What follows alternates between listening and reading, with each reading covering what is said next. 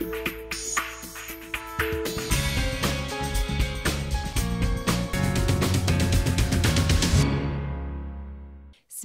kviečiame žiūrėti savaitės naujienas. Vidaus reikalų ministras Raimundas Palaitis trečiadienio rytą premjerui Andriui Kubiliui įteikė atsistatydinimo pareiškimą. Apie atsistatydinimą Raimundas Palaitis paskelbė pirmadienį po susitikimo su prezidente Dalia Grybauskaite ir premjeru Andriumi Kubiliumi.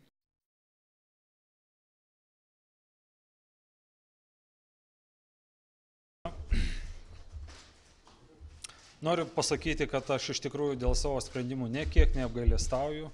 Atleidęs 2 FNTT pareigūnus jaučiuosi elgesis teisėtai ir teisingai, bet matydamas Lietuvoje tokią sudėtingą situaciją, kuri kilo dėl sunkiai nusakomų veiksmų, aš nemanau, kad mano asmo turėtų trukdyti Lietuvai žygiuoti į priekį. Todėl, suprasdamas atsakomybę, atnešiu artimiausiu metu atsistatydinimo pareiškimą. Ačiū.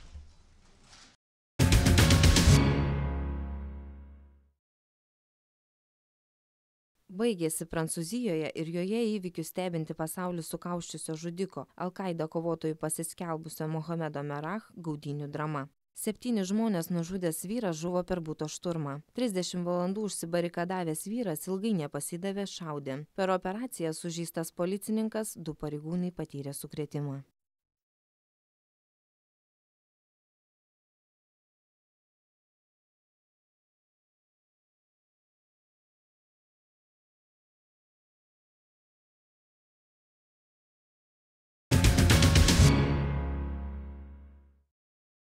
Balandžio 2 dieną bent keli tūkstančiai vairuotojų planuoja važiuoti į degalines ir piltis į automobilio bakus vos litrą degalų. Taip šalies vairuotojai protestuos prieš aukštas degalų kainas. Kantrybė vairuotojams trūko, kai benzino kaina pasiekė 5 litų už litrą žymą.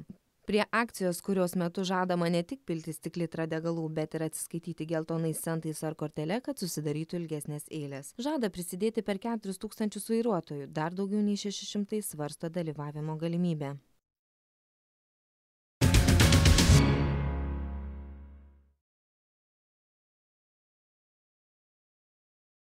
Penktadienį Garliavoje nesėkmingai pasibaigęs Laimutės Stankūnaitės bandymas susigrąžinti mažametę dukrą virto naujų karo etapu. Teismo sprendimo grąžinti globotinę motinai Laimutei Stankūnaitei nevykdanti Neringa Venickienė penktadienį pasiskundė prokuratūrai. Esą mergaitė per nepavykusį bandymą išsivežti ją iš namų buvo sumušta. Kauno rajono apylinkės prokuratūra dėl to pradėjo ikiteisminį tyrimą. Pranešama, kad prieš incidentą Kėdžių namuose Laimutė Stankūnaitė leido laiką su dukra. Atvykusi antstolė Sonata Vaicekauskienė, kuriai pavesta vykdyti teismo nutartį bei mergaitę perduoti mamai, pareiškė, kad penktadienį mergaitė bus perduota Laimutei Stankūnaitei. Kauno policijos atstovų teigimu senelė ir Skučienė griebė mergaitę, neleisdami jos perduoti mamai.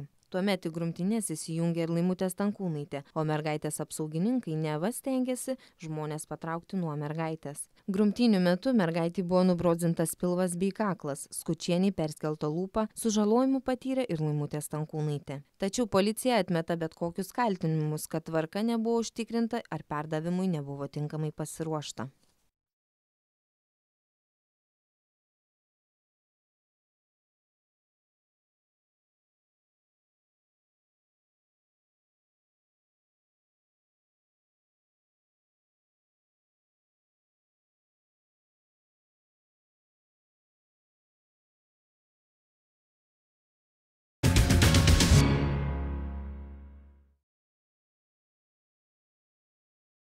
Insultą patyrusios Kazimieros Prunskienės sveikata gerėja, o neurochirurgai planuoja, jog balandžio viduryje galės grąžinti į vietą iš kaukolės pašalintą kaulą. Šiuo metu kardiologijos, reanimacijos ir intensyvios terapijos skyriuje gydomai Lietuvos liaudies partijos lyderį geriausias vaistas – laikas. Su savo artimaisiais bendraujanti politikė yra geros nuotaikos ir niekuo nesiskundžia.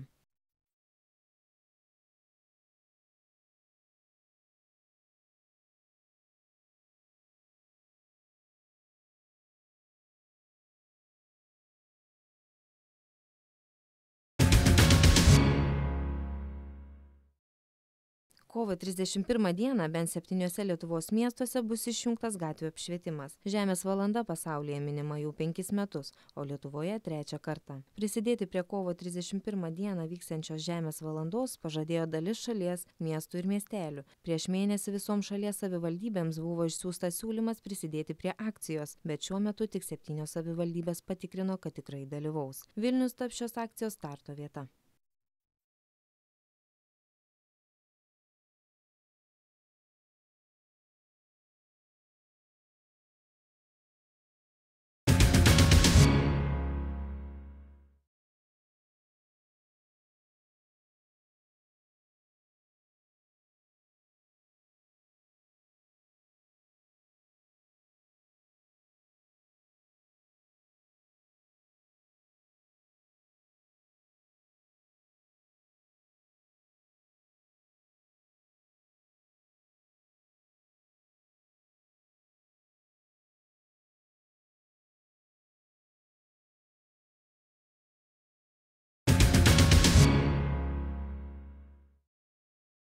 Ateinančios savaitės orai išliks gana vėsus, neretai sulauksime gūsingo vėjo ir kritulių. Tiek naujienų šį kartą. Dėkoju už dėmesį, gražios ir šiltos savaitės. Likit sveiki.